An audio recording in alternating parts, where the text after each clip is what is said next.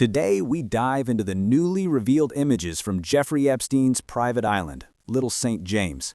Images that are sending shockwaves across the world. For years, people have speculated about what really happened inside Epstein's secluded Caribbean compound. But now, with these disturbing photos finally surfacing, the narrative is no longer based on rumor. It's based on what investigators found behind closed doors. And some of those details raise more questions than answers. As I walk you through this story, imagine someone sitting across from you, telling you everything step by step, like a friend sharing unsettling news they just discovered, because that's exactly how this feels, like a story that was never meant to be heard, suddenly coming to light.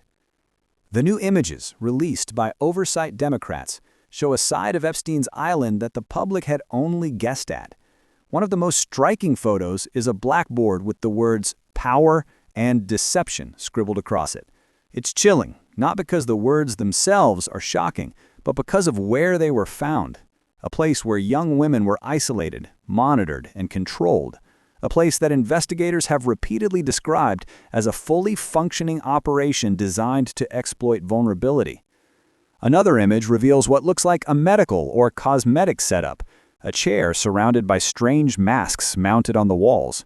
It's the kind of detail that instantly leads people to ask, what was this room actually used for? Why were these items here? And why were so many details hidden for so long? The tour of the island continues with a luxury bedroom featuring a 4-poster bed, tissues on the nightstand, and a cabinet filled with everyday items like perfume and powder. Normally, those details wouldn't mean much. But here, in this context, they paint a different picture, one that makes you wonder who is in that room, what they were told, and why the world wasn't allowed to see this earlier. Another video reveals a spiral path leading to a pool and a massive statue overlooking the property. And then there's the infamous blue and white temple structure, which investigators still debate in terms of its real purpose. Was it just a design choice, or did it serve a more symbolic role on the island? The images also show guest cabanas, a disused steam room, a library, and a series of private spaces that seemed deliberately arranged for concealment. Investigators describe the island as self-sufficient, almost like a small private world where outsiders rarely stepped foot. Recruiters, like Ghislaine Maxwell, reportedly targeted young women who were then brought to the island, isolated from families, and cut off from help. Some had their passports taken. Some didn't speak English. According to public testimony, the island functioned as both a sanctuary for Epstein and a trap for those brought there. And now the political side of this story is exploding again. Oversight Democrats say they've received not only these photos and videos, but also banking records from J.P. Morgan and Deutsche Bank. They claim this is just the beginning and that the public deserves transparency. Ranking member Robert Garcia stated that the new material paints a disturbing and important picture of Epstein's world.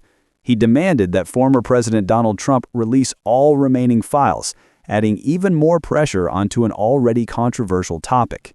Trump, for his part, has insisted he had no involvement in the illegal activity surrounding Epstein, despite their long-standing connection. He signed a bill requiring the release of the files, yet up to this moment, many of those documents remain sealed. The FBI says they're reviewing tens of thousands of pages, material they say must be redacted to protect victims and ongoing investigations. Critics argue that the delay only fuels public suspicion. So here's the real question. Why has it taken so long for the public to see these images? What else is in the sealed files? And why are so many names blacked out? The Black Book, the flight logs, the emails. Many of these documents show powerful people were connected to Epstein socially, but which connections were innocent and which weren't? That's the part the world still doesn't know. And this is where I want your opinion, because honestly, this story is bigger than Epstein. It's about power, influence, secrets, cover-ups, and a system that seems built to protect the wealthy while survivors fight for their voices to be heard.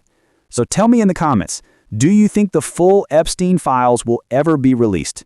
Do you think there are still people being protected? And what do you make of these newly surfaced images? Your thoughts could open the door to the next chapter in this story.